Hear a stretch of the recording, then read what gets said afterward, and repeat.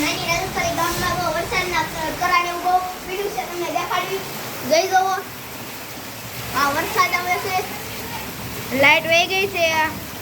તો લાઈટની તારે હવે નિક્કીનો જોવાય ડાટો મરાઈ ગયો ડાટો અહીંયા જો કચરો ને એવું બધું આવી ગયું પવન તો બહુ ફૂંકાય છે વધારે તારને એવું બધું હલ્લે છે છે તારા ભડાકા છે નિક્કી જ ડોગ